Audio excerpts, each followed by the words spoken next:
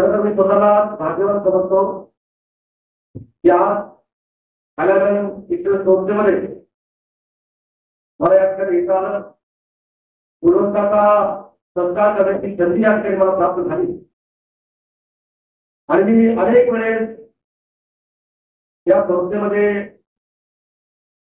आलेलो आहे आणि तिकडे BEd कॉलेजला पण गेलेलो आहे. पण ज्या ज्या वेळेस या संस्थेविषयी या स्कूलविषयी मी सातत्याने त्या ठिकाणी माहिती घेत असतो. तर ही संस्था 1985 ला एक सामाजिक भान घेऊन एक समाजाला दिशा देण्यासाठी या संस्थेची स्थापना झाली. मी पाहतो या संस्थेतील सर्व विश्वस्त जे आहेत ते विश्वस्त समाजाला दिशा देण्यासाठी एक ध्येय म्हणून काम करण्याचं काम आपल्या उद्योग शहरामध्ये व्याख्यान करतात. बाबा डॉक्टर परभणीकर साहेबांच्या घरी मी ईदला गेलो होतो. मला शुभेच्छा देण्यासाठी तिथं एक मोहम्मद अकबर सर आणि सांगितलं की आपण माझ्या गुणवंत विद्यार्थ्यांचा सत्कार समारंभाला त्या ठिकाणी यायचे. त्यामध्ये ऑलिम्पिक राष्ट्रीय ऑलिम्पिक क्रीडा दिन होता, पुण्याला कार्यक्रम होता. तो कार्यक्रम करून मुद्दाम माझ्या शहरातील मुलं आणि मुली हे दोन्ही पण गुणवंत त्या ठिकाणी आले आहेत. त्यांचाही आपण सत्कार त्या ठिकाणी केला पाहिजे. आणि खरंच तिथं आल्यानंतर स्वतःला अभिमान वाटला. या आलामी स्कूलवरील एवढे चांगले टॉपर त्यांनी मार्ग घेऊन या ठिकाणी गुण प्राप्त त्या ठिकाणी केलेले आहेत. म्हणून पहिल्यांदा मनापासून तुमचं अभिनंदन, तुला कौतुक आणि तुमचा एकदा भाग्याच्या या भागाचा लोकप्रतिनिधी म्हणून भरपूर तुम्हाला आणि माझ्या मुलांनी थोडा आता माझ्या लेकरांना मुलीकडे लक्ष दिलं. मुलांपेक्षा मुलीने टॉपर केलं.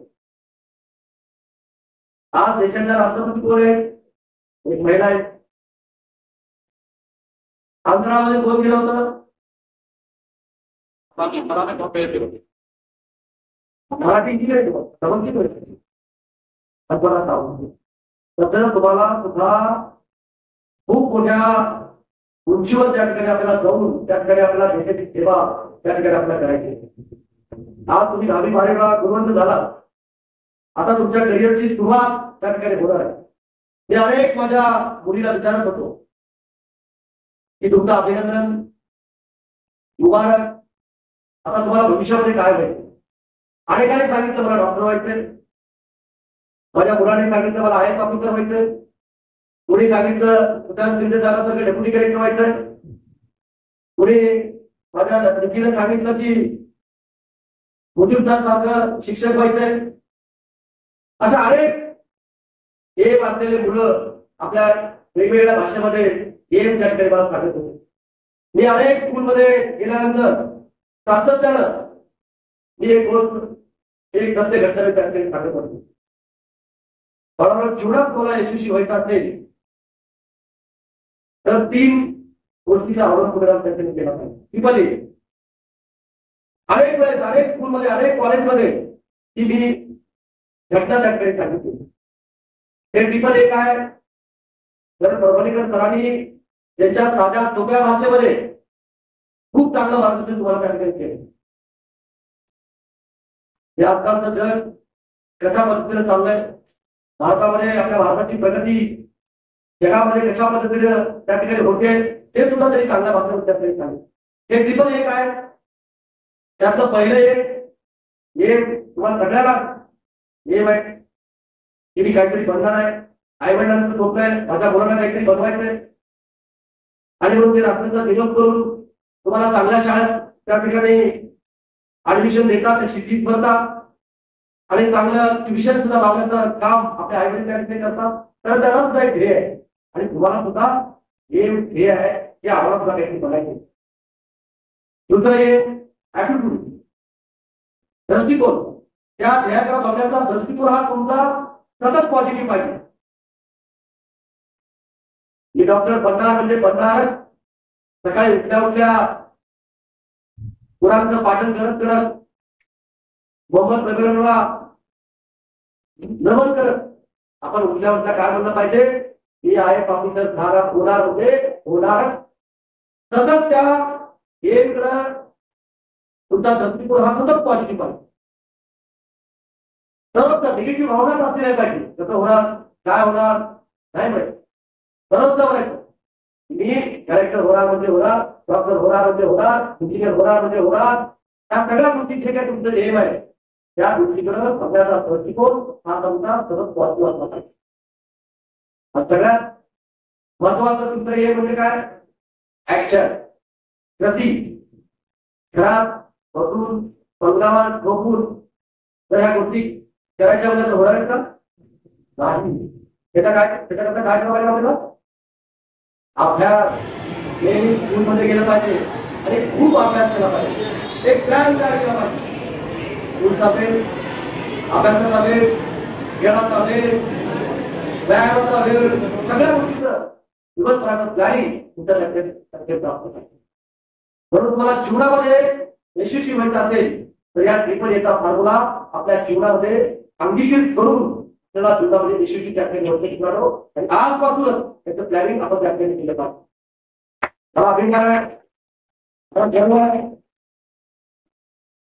आलामीन स्कूल त्या संस्थेचे पदाधिकारी ही संस्था पुढे घेऊन जाण्यासाठी रात्राचा दिवस करून तुमच्यासाठी अनेक सुविधा उपलब्ध करून देतात.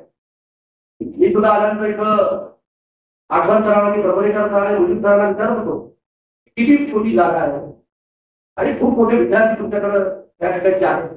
एक मोठं ग्राउंड तुम्हाला त्या ठिकाणी मिळालं पाहिजे, एक चांगला कॅम्पस आलामीन स्कूलचा त्या ठिकाणचा असला पाहिजे अशी एक लोकप्रतिनिधी म्हणून माझी भावना करतो. कारण तुमचं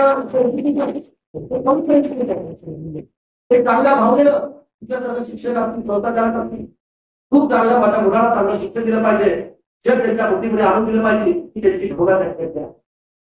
आणि म्हणून आठवणतर मी अनेक वेळेस तुम्हाला मी सांगत असतो की माझ्याकडून लोकप्रतिनिधी म्हणून ज्या ज्या काही तुम्हाला सहकार्याची गरज लागेल ते सगळं सहकार्य करण्याचं काम मी त्या ठिकाणी करेन.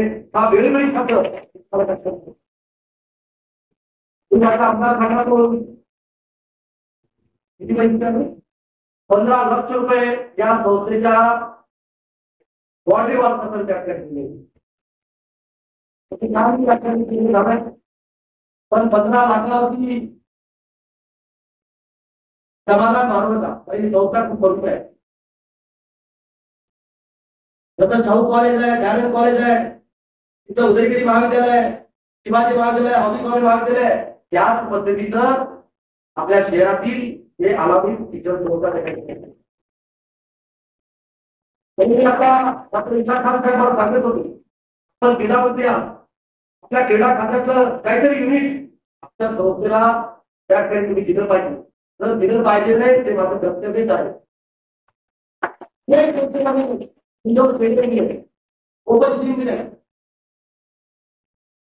तर तुमच्या संस्थेला तुम्ही जर योग्यरित्या जर माझ्याकडे प्रस्ताव जर दिला तर मी आजच माझ्या ह्या मुलांसमोर शब्द देतो की तुम्हाला 1.5 कोटी रुपयाचं आपल्या क्रीडा विभागाच्या देतो. क्रीडा विभागाचे अधिकारी आहेत का?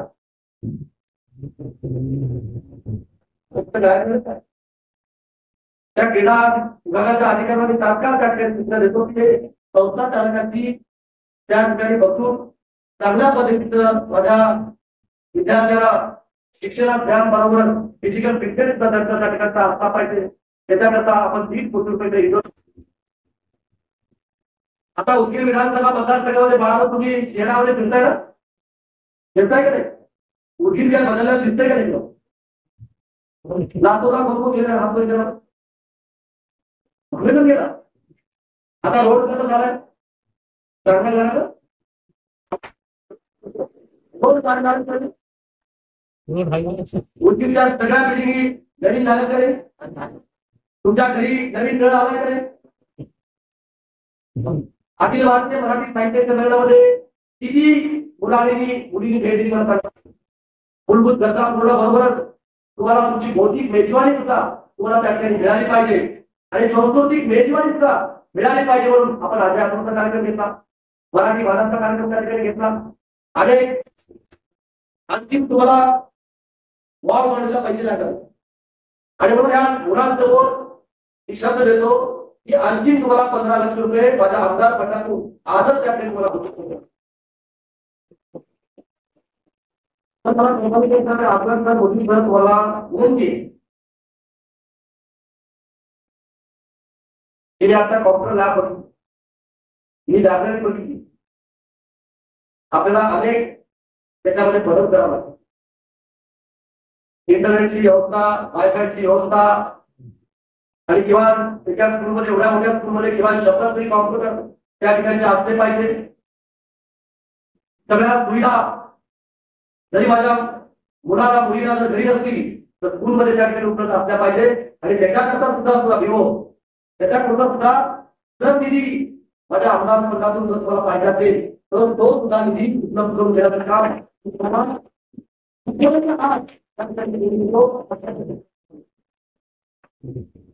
म्हणजे तर आपला पूर्ण जमाना बदलला आणि त्याच्याकरता टेलरचा शिक्षण टाकण्याचा असला पाहिजे. हे आता लॅबोरेटरी त्या ठिकाणी बघितली अनेक गावाच्या पूर्ण प्रयोग त्या लॅबोरेटरी बदलून त्या ठिकाणी शिकवले जातात असं मला त्या ठिकाणी सांगितले. तो जो शिक्षक आहे, तो जो प्राध्यापक आहे, त्याला सुद्धा त्या ठिकाणचा धैर्य असला पाहिजे. आणि अनेक गोष्टी त्या माध्यमातून आपल्याला चांगल्या गोष्टी त्या ठिकाणी शिकता येतील. आणि म्हणून तिथं सुद्धा आपल्याला जे काही मदत करता येईल ते आपण त्या ठिकाणी करूया. गेली 5 वर्ष या मतदारसंघाचा आमदार आणि मंत्री म्हणून काम करण्याची संधी तुमच्या आईवडिलांनी, जनतेने, तुमच्या आशीर्वादाने मला त्या ठिकाणी मिळाली. आणि म्हणून त्याचा उपयोग करून आपल्या मतदारसंघामध्ये ज्या काही तुम्हाला मूलभूत गरजा पुरायच्या होत्या किंवा उठलेली जिल्हा निर्मिती करण्यासंदर्भामध्ये जे काही इन्फ्रास्ट्रक्चर उभा करायचं होतं ते सगळं इन्फ्रास्ट्रक्चर उभा करण्याचं काम आपण सर्व समाज घटकाला घेऊन हे 5 वर्ष आपण त्या ठिकाणी केलं. आता कोणताही समाज घटक आपण वंचित त्या ठिकाणी ठेवला नाही. आणि लोकप्रतिनिधीचं कामच असतं ते ठेवताही कामावर असतं. आज सर्व वंचितीला पैसे दिले आपण, आज अरे आपले दर्गे त्याला पैसे दिले आपण, शालिकाला जे गोरगरिबांचे मुलामुली करता शालिकाला उपलब्ध करून देतात 7.5 मुद्दा शालिकाला त्या ठिकाणी उभारतोय. एक मुठू भवन झालं पाहिजे ही भावना अनेक माझ्या आत्मसंख्येत बांधवानी माझ्याकडे इच्छा व्यक्ती मुठू भवन सुद्धा आपण त्या ठिकाणी उभार करतोय. अशा अनेक चांगल्या चांगल्या गोष्टी आत्मसंख्येत बांधवाच्या निमित्तानं आपण त्या ठिकाणी करतोय. आणि कर्तव्य सुद्धा त्या ठिकाणी माझा आहे. म्हणून मनामध्ये कुठलीही भावना कुठल्याही चिंतेचं तुमच्या भावना तुमचा लोकप्रतिनिधी, तुमच्या सुरक्षेची, तुमच्या मूलभूत गरजा पुरवण्याची सगळी जबाबदारी संजय भुजबळवरून त्या ठिकाणी असते.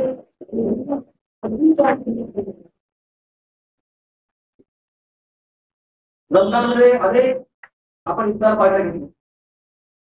तर मी मुद्दूतरांचं भाषण त्याचं देवाला पाहिजे पूजा देवाला वाचलं. अनेक पद्धतीमध्ये पुराणाचं महत्व, पवित्र ग्रहाची सुरुवात कशा पद्धतीने झाली ती त्या ठिकाणी सांगतात. तुम्हाला माहिती आहे ना, पवित्र गृहाची सुरुवात कशापासून आहे? वाचा. आपला अल्पसंख्याक समाज शिक्षण दूर जर पुढे गेला तर हा देश त्या ठिकाणी झाला. आणि सातत्यानं अनेक भाषणामध्ये अनेक ठिकाणी त्या ठिकाणी जाऊन सांगत असतो माझ्या अल्पसंख्याक समाजातल्या मुलामुलींनी चांगलं शिक्षण घेतलं पाहिजे, चांगल्या मोठ्या पदावर त्या ठिकाणी केलं पाहिजे आणि देशाची सेवा त्या ठिकाणी केली पाहिजे ही भावना माझी त्या ठिकाणी. कोणता पुढारी किंवा कोणता समाजसेवक घेऊन आपल्या घराची प्रगती करू शकत नाही. फक्त आणि फक्त शिक्षण हेच आपल्याला मोठं करू शकतो.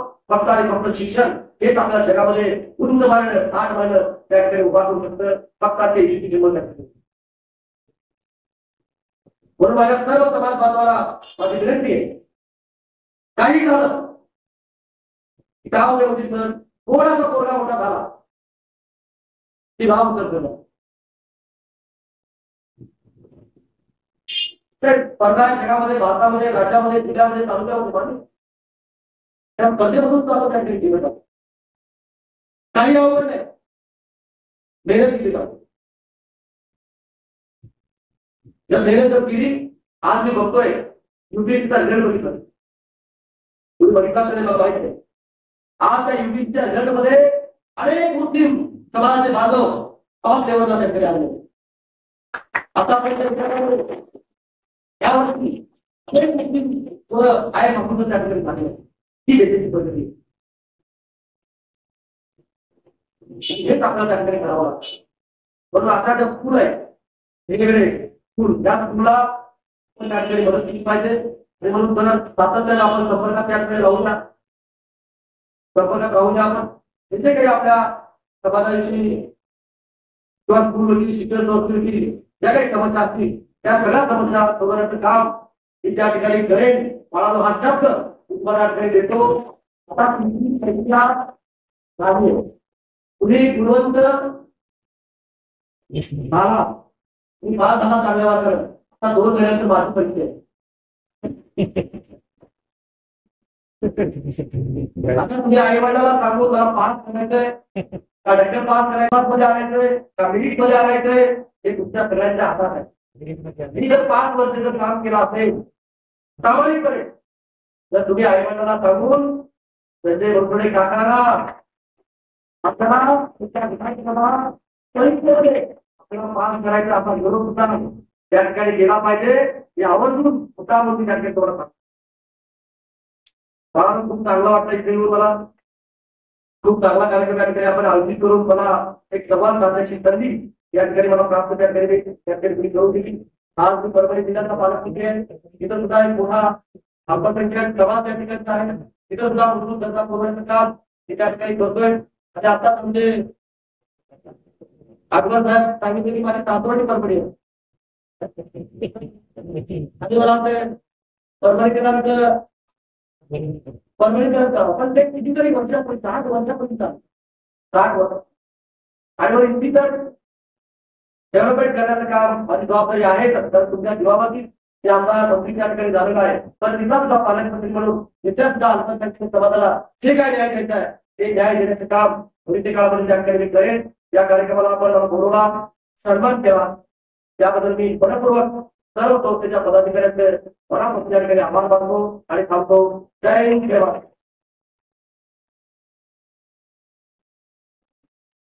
धन्यवाद सर, आपले अतिशय सुंदरपणे आपण विद्यार्थ्यांना मार्गदर्शन केलं आहात. फक्त मार्गदर्शनच नाही तर आमच्या संस्थेच्या प्रगतीसाठी आपण जो शब्द दिला आहे आम्हाला विश्वास आहे की आपण तो पूर्णपणे पाळला.